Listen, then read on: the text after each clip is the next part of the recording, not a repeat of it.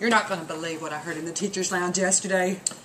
Honestly, Miss Smith, I don't care about your gossip. Oh, you care about this. Wait till you hear. Honestly, I don't want to hear about it unless it directly involves me. I barely make it out of bed in the morning. These kids, this job's killing me. I'm over it. Well, I've been over it. Well, you know what? Then you're really going to want to know about this. All right, fine. What is it? You know what? I took some notes. Listen to this.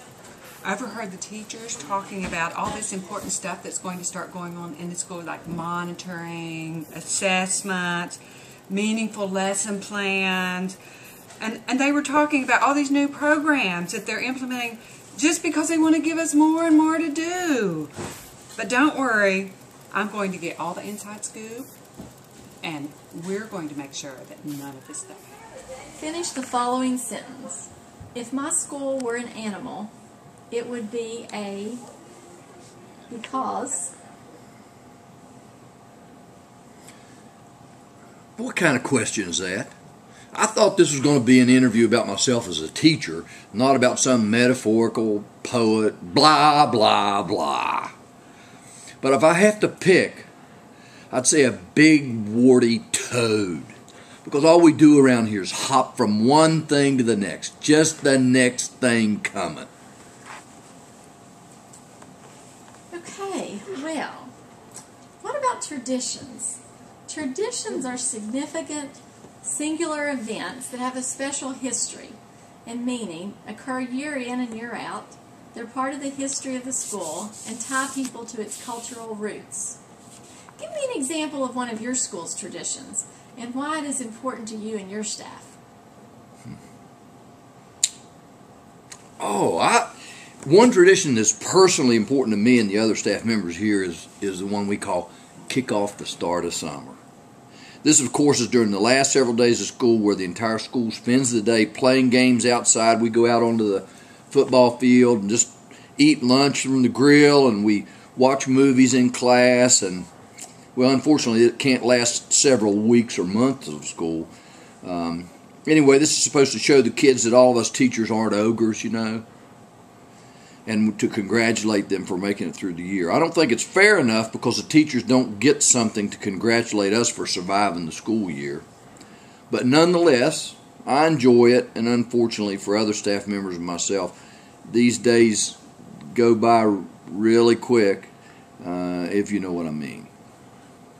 That's very interesting. The last question. Leaders can take on 8 different roles: historian, anthropological detective, visionary, symbol, potter, poet, actor, and healer. Which role or roles do you feel you take on?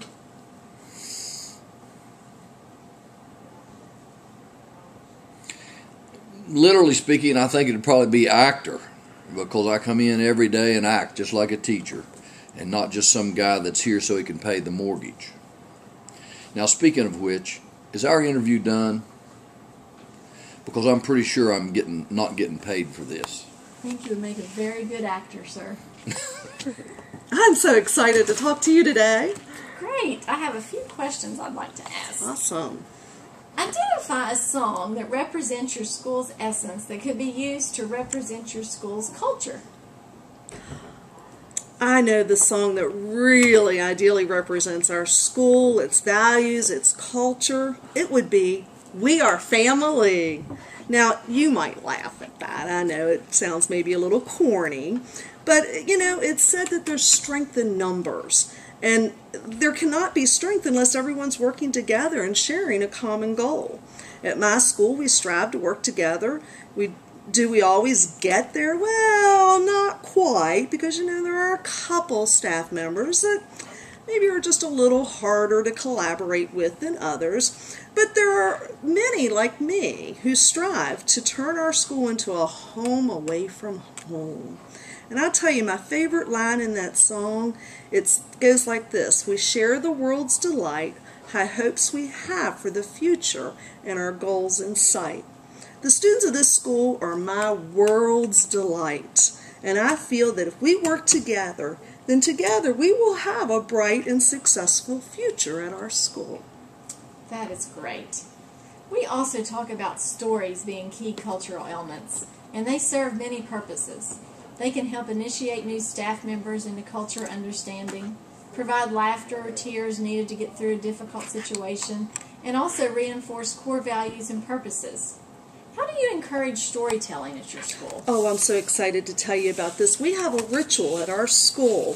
When a new staff member is hired, a veteran staff member signs up to take that new staff member out to lunch. I think that's just so cool. This allows the new employee to meet at least one person before they even start, and allows them to feel welcome. But most importantly, it gives them an opportunity to be told the history of our school, the formal and informal values and norms, and our beliefs and our accomplishments and our awards and our students and our teachers and what all they've done, and the traditions that we hold very close to our hearts here. But it also allows time for storytelling. I feel that stories, both positive and negative, can express our underlying key values and our strength to overcome obstacles. I love to tell stories, especially about students. I feel the stories that I tell serve as a reminder that we can and do make a difference in the lives of our students. And it keeps the history and the culture of our school alive. And it prevents it from getting lost in the past. That's an excellent example of how important stories are to our culture.